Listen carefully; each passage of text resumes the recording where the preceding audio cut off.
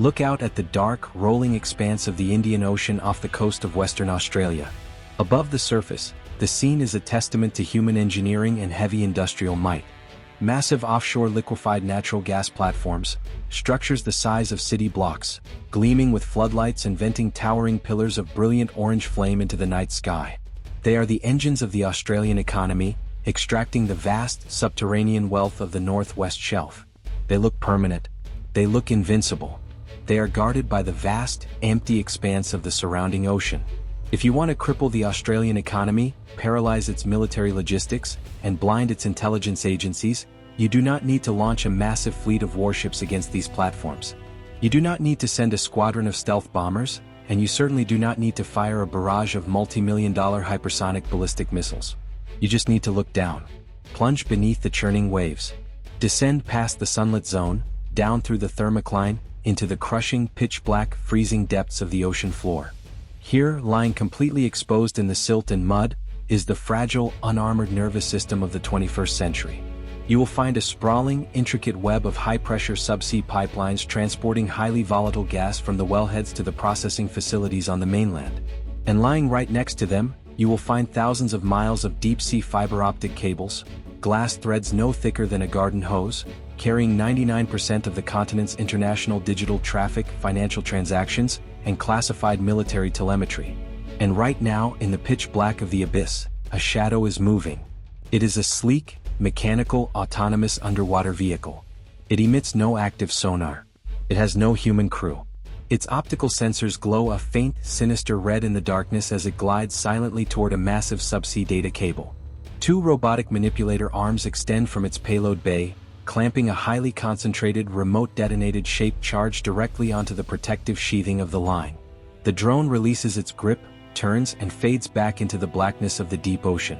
Adversary navies have realized a terrifying truth. The seabed is the ultimate asymmetric weapon. With a single, specialized deep-sea drone, they can sever the internet, crash the banking system, and starve allied energy grids before a single shot is fired on the surface, all while maintaining perfect, impenetrable plausible deniability. The next world war will not start in the sky. It will start at the bottom of the ocean. Welcome to Doctrine of War. Today we are pulling back the curtain on the most terrifying, highly classified, and rapidly escalating domain of modern great power competition, the seabed war. Here is the thesis for this episode. A nation that spends $500 billion building a nuclear navy to project power across the globe, but leaves its own domestic energy pipelines and data cables completely unguarded, is building a castle on a foundation of sand.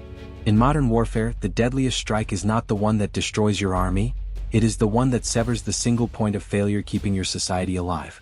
If you are beginning to understand why the true balance of geopolitical power is no longer decided exclusively by aircraft carriers and stealth fighters, but by the relentless, unsentimental mathematics of subsea infrastructure, macroeconomic blackmail, and autonomous deep-sea sentinels, hit that like button and subscribe to Doctrine of War. We strip away the cinematic illusions of surface combat to bring you the cold, kinetic realities of how the free world actually fights, defends its vulnerabilities, and survives in the darkest environments on Earth. Your support ensures we can keep delivering this level of uncompromising strategic analysis. For years, the Western Alliance has been utterly fixated on the visible threats. We watched the Chinese Navy build destroyers. We watched the Russian Army build tanks. But beneath the waves, our adversaries have been meticulously charting a roadmap to our total economic and digital collapse. We are going to break down the LNG hostage crisis. Why the gas platforms off Western Australia are actually the geopolitical kill switch for the entire Pacific Alliance network. We are going to analyze the blackout strike, the terrifying tactics used by adversarial deep-sea research units to tap or cut the fiber-optic cables that keep the military from fighting deaf and blind. And we will explore the deep-sea shield, how the Australian Defence Force is desperately racing to close this vulnerability by flooding the ocean floor with sovereign, autonomous Ghost Shark robotic submarines and hydroacoustic tripwires. Let us begin by plunging into the dark, crushing reality of the underwater battle space, and why the ocean floor is the ultimate sanctuary for unrestricted warfare. The illusion of surface supremacy. To understand why the strategic planners in Canberra, Washington, and London are suddenly gripped by a profound institutional panic regarding the seabed, you must first understand the brutal, unforgiving physics of the ocean. Mankind has mapped the surface of the Moon and the topography of Mars with infinitely more precision than we have mapped the bottom of our own oceans. The deep sea is an inherently opaque, hostile, and utterly impenetrable environment. Above the water, the Western Alliance possesses absolute, godlike situational awareness. If a Chinese guided missile cruiser leaves its port in Hainan, it is immediately photographed by low-Earth orbit imaging satellites. Its electronic emissions are captured by Signals Intelligence (SIGINT) satellites. Its trajectory is monitored by high-altitude, long-endurance drones and over-the-horizon radar networks. We know exactly where the surface threat is at all times. But the moment an object slips beneath the waves, all of that multi-trillion-dollar aerospace surveillance architecture becomes completely, fundamentally useless. Radio waves do not penetrate seawater. Radar is entirely ineffective. Light is absorbed within a few hundred meters, meaning optical satellites cannot see the seabed. The only way to detect objects underwater is through acoustics, sonar, and the ocean is a chaotic, noisy, highly complex acoustic environment filled with thermal layers that bend and distort sound waves, creating massive blind spots. This absolute opacity makes the seabed the perfect domain for gray zone warfare. The gray zone is the murky, highly contested space just below the threshold of an official, kinetic declaration of war. It relies entirely on plausible deniability. If an adversary fires a cruise missile at an Australian frigate, it leaves a radar track, a thermal launch plume, and undeniable debris. It is a clear act of war that triggers alliance treaty obligations. But if an adversary deploys a specialized, deep-diving autonomous underwater vehicle, UUV, from the torpedo tube of a loitering submarine, and that drone places an explosive charge on a subsea pipeline sitting at a depth of 2,000 meters, who do you blame when it explodes? The adversary simply issues a diplomatic denial. They blame a shifting tectonic plate. They blame a deep-sea earthquake. They blame a commercial fishing trawler dragging its anchor. They point to the lack of visual evidence and claim innocence. The West is left standing over the wreckage of a multi-billion-dollar infrastructure asset, suffering a catastrophic economic shock, with absolutely no definitive, undeniable proof to justify a military retaliation. The attacker achieves the devastating, paralyzing effects of a strategic bombing campaign without ever leaving a fingerprint. The anatomy of sabotage. This is not a hypothetical vulnerability. Our adversaries have spent decades, and billions of dollars, explicitly building the highly specialized naval architecture required to execute these exact sabotage missions. Look at the Russian Federation. While their surface fleet may be aging and their ground forces degraded by the war in Ukraine, their deep-sea capabilities are arguably the most advanced and dangerous in the world. They operate a highly secretive, elite branch of the military known as GUJI, the main directorate of deep-sea research. GUJI does not answer to the regular Russian Navy, it answers directly to the highest echelons of the Ministry of Defense. They operate a fleet of specialized, deeply modified nuclear submarines, such as the massive Belgorod, which serves as a mothership for smaller, incredibly deep-diving nuclear-powered midget submarines like the Losherik. These vessels are engineered specifically for seabed warfare. They are designed with retractable robotic arms, advanced underwater welding and cutting torches, and the ability to operate at crushing depths where traditional rescue or interceptor submarines cannot follow. They can tap into fiber-optic cables to siphon classified data, or they can simply attach timed explosive charges to sever the lines completely. The People's Liberation Army Navy plan is rapidly closing the gap, investing staggering amounts of capital into their own unmanned underwater vehicle (UUV) programs. China's HSU-001 large autonomous submarine, showcased in military parades, is explicitly designed for long-endurance, covert operations in the deep ocean. They are building the tools of silent strangulation. And they are looking directly at the Australian continent, realizing that its massive, sprawling, and completely undefended offshore infrastructure is the ultimate, softest underbelly of the entire Indo-Pacific defense architecture. The Northwest Shelf vulnerability. To grasp the true civilization-altering terror of a seabed attack on Australia, we must move away from the military hardware and look at the brutal, unsentimental mathematics of the global energy market. Australia is an economic titan, but its wealth is heavily concentrated in massive, remote, and highly exposed geographic nodes. One of the most critical nodes on the planet is the Northwest Shelf, located off the rugged coastline of Western Australia in the Indian Ocean. This region is the beating heart of Australia's liquefied natural gas, LNG, empire. Massive offshore extraction platforms such as the North Rankin Goodwin A and the sprawling Gorgon and Wheatstone projects pull staggering volumes of natural gas from reservoirs located deep beneath the ocean floor. These platforms are marvels of heavy industry, but they are entirely dependent on an incredibly fragile subsea network. The gas extracted from these deep-water wells is not loaded directly onto ships at the platform. It is transported via massive high-pressure subsea pipelines, running for hundreds of kilometers across the ocean floor, back to massive onshore liquefaction and export terminals on the Australian mainland, such as the facilities in Karata. This is the single point of failure. If an adversary utilizes a deep-sea drone to place a shaped charge on the main trunk line of the Gorgon subsea pipeline, they do not just cause an environmental disaster.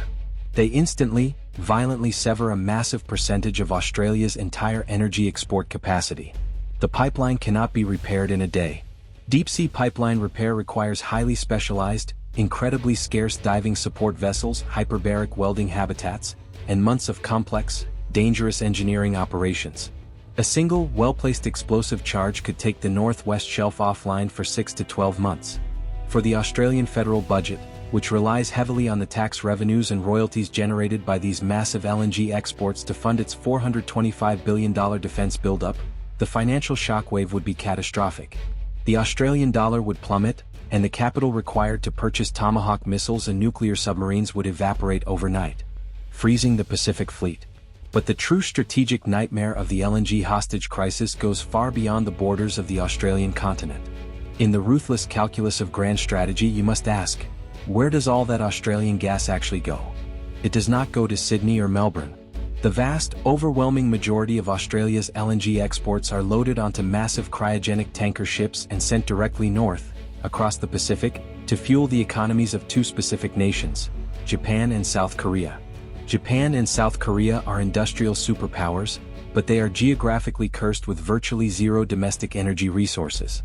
They rely almost entirely on imported LNG to power their electrical grids, keep their heavy manufacturing sectors alive, and prevent their populations from freezing in the winter. Australia is their primary, indispensable, and most reliable energy supplier. Now, let us wargame the ultimate horrifying scenario of horizontal escalation. Imagine that the People's Republic of China is preparing to launch a high-intensity, kinetic blockade of Taiwan, or a massive military operation in the South China Sea. Beijing knows that the United States Navy will respond.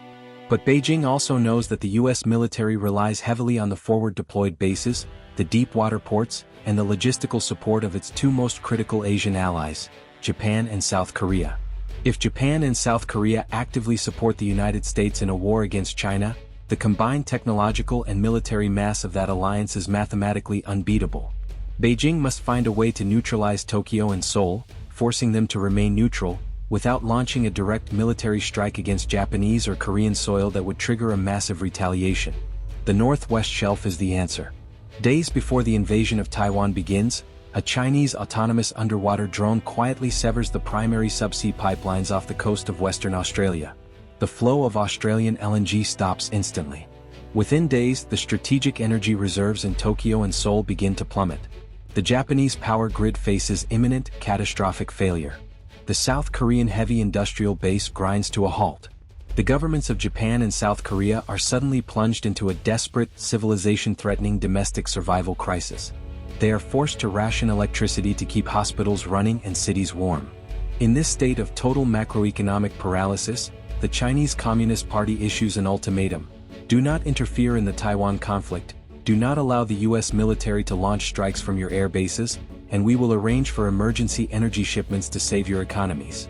By attacking a pipeline sitting in the mud off the coast of Perth, China successfully neutralizes the entire northern wing of the Western Alliance. They freeze the industrial bases of America's closest allies, achieving the strategic effect of a massive bombing campaign without ever crossing into Japanese or Korean airspace. This is the terrifying reality of the asymmetric abyss. It is the ultimate geopolitical hostage crisis, executed entirely in the dark. The garden hose vulnerability. If the subsea energy pipelines are the arteries of the free world, the undersea fiber-optic cables are the central nervous system. And they are even more fragile, even more exposed, and arguably even more vital to the immediate survival of a modern digitized military force. When the average citizen thinks of international communications, they look up. They think of satellites, Elon Musk's Starlink, and invisible beams of data bouncing through the exosphere. This is a dangerous, pervasive illusion. Satellites are excellent for localized communication, but they completely lack the bandwidth required to sustain the modern global economy. Over 99% of all international data, voice communications, and financial transactions are physically carried across the ocean floor via subsea fiber-optic cables. Australia, as an isolated island continent, is uniquely and terrifyingly dependent on this subsea infrastructure. Cables with names like Seamewe 3 Indigo West and the Australian Singapore cable snake out from landing stations in Perth and Sydney, traversing thousands of miles of deep, unprotected ocean to connect the Australian continent to Asia and the United States.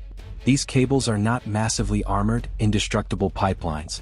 Once they leave the shallow continental shelf, they are essentially just bundles of glass threads, wrapped in a thin layer of copper and polyurethane plastic. They are roughly the thickness of a standard garden hose.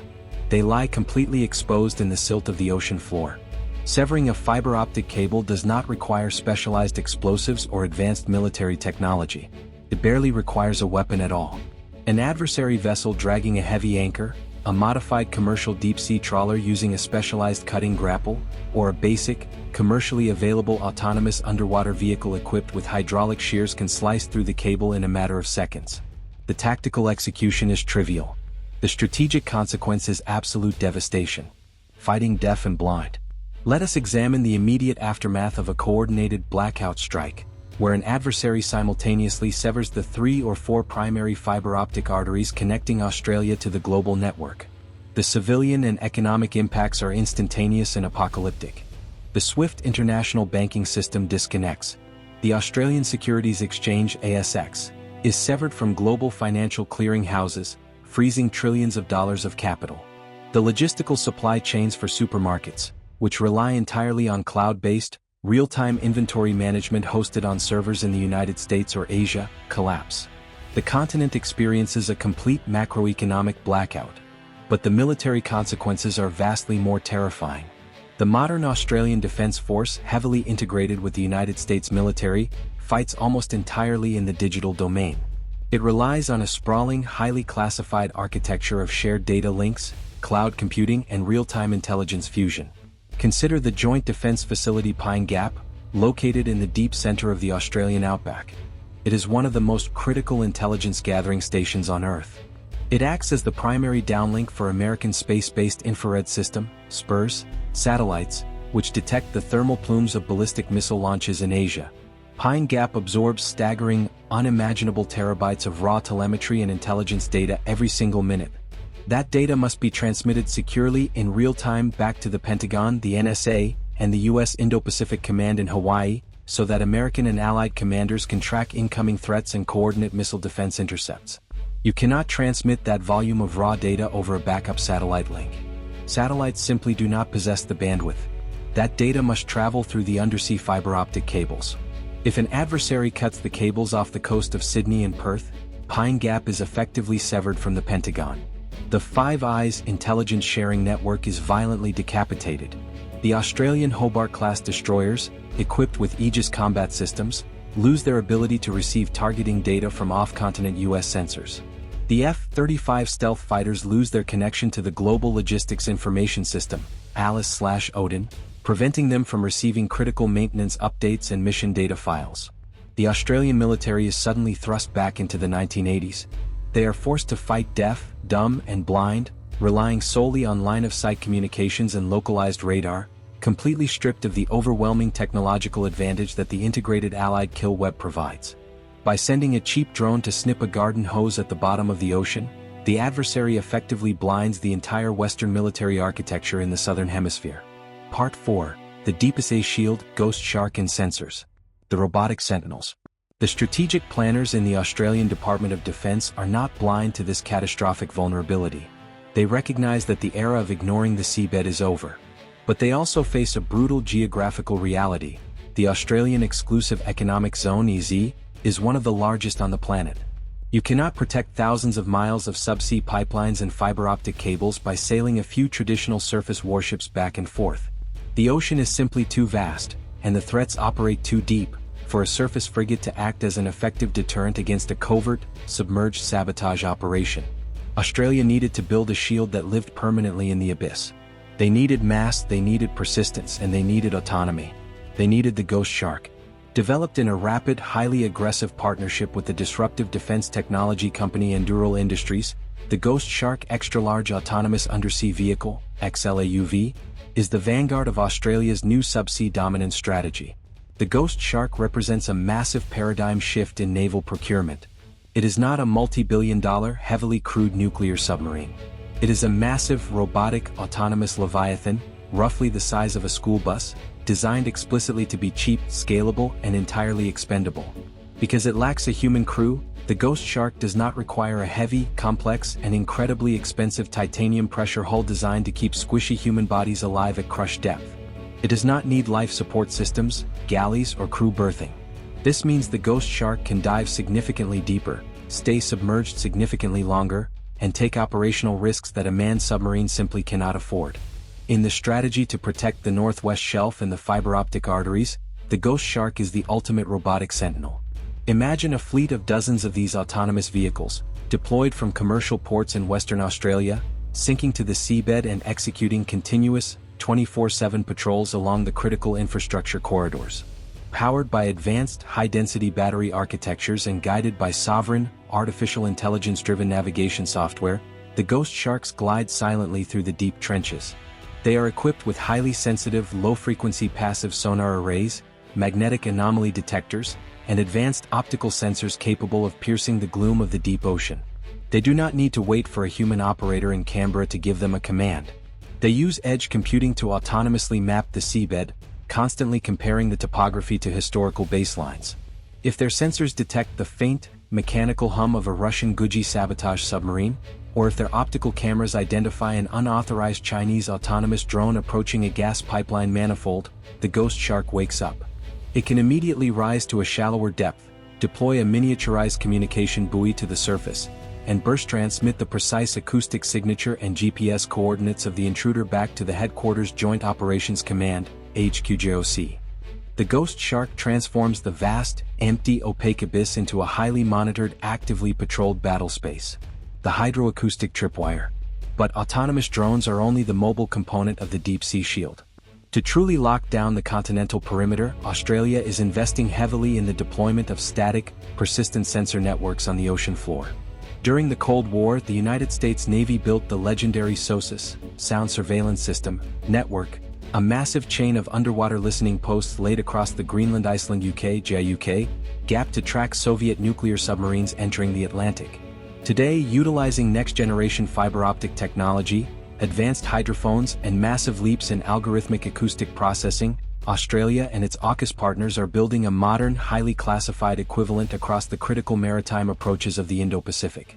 These distributed acoustic arrays are laid directly on the seabed, heavily concentrated around the high-value infrastructure of the Northwest Shelf and the primary fiber-optic cable landing zones off the coast of Sydney and Perth. These arrays are incredibly sensitive.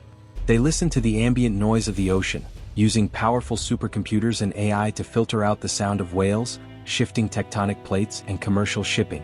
They are calibrated to detect the specific, minute mechanical vibrations of an adversary's deep-diving submersible or the faint, high-frequency whir of a sabotage drone's propulsion system. This creates a hydroacoustic tripwire. It forms an invisible, impenetrable electronic fence at the bottom of the ocean. The moment an adversary asset crosses that line and approaches the critical infrastructure, the tripwire is triggered. The acoustic data is fed instantly into the Allied kill web. The Royal Australian Navy no longer has to guess where the threat is. They have the precise coordinates. They can instantly dispatch a P-8A Poseidon maritime patrol aircraft from RAF Base Pierce to drop a pattern of active sonobuoys, pinpoint the hostile submarine, and eliminate the threat with a lightweight torpedo before the explosive charge can be placed on the pipeline. By combining the mobile hunting capabilities of the autonomous Ghost Shark fleet with the persistent, unblinking surveillance of the hydroacoustic tripwires, Australia is dragging the grey zone into the light. The next major war will not be announced by a formal declaration or a massive exchange of artillery fire on a traditional battlefield. It will begin with a sudden, catastrophic silence. The adversaries of the free world have spent decades studying the architecture of our interconnected, highly digitized, and energy-dependent societies. They realize that they do not need to defeat our stealth fighters in the sky or our nuclear submarines in the deep ocean to bring our nations to their knees. They simply have to exploit the single point of failure. They have to dive into the dark, freezing mud of the seabed and sever the fragile umbilicals that keep our economies breathing and our militaries communicating. The vulnerability of the Northwest Shelf LNG pipelines and the continent-spanning fiber-optic cables represents a terrifying, existential blind spot in Western strategic planning. For too long, we treated the ocean floor as a safe, peaceful void. But the era of seabed complacency is violently drawing to a close. Recognizing that national survival depends entirely on the uninterrupted flow of energy and data, the Australian Defence Force is racing to build the ultimate deep-sea shield. They are pivoting away from the exclusive reliance on massive, vulnerable surface ships, and embracing the ruthless, asymmetric efficiency of robotics, artificial intelligence and persistent acoustic surveillance. The deployment of the Ghost Shark XLAUV and the construction of the hydroacoustic tripwires prove that the Anglosphere is actively militarizing the abyss. We are turning the deepest, darkest, most inaccessible regions of our economic exclusion zones into heavily monitored, highly lethal sovereign territory. We are ensuring that if an adversary attempts to execute a blackout strike, or attempts to hold the Allied economies hostage by threatening our energy pipelines, they will not find a defenseless, unmonitored garden hose waiting to be cut. They will find an invisible, robotic sentry waiting in the dark. They will find that the tripwire has already been crossed. And they will find that the free world is ready to fight and win the seabed war, no matter how deep the battlefield goes. Thanks for watching Doctrine of War.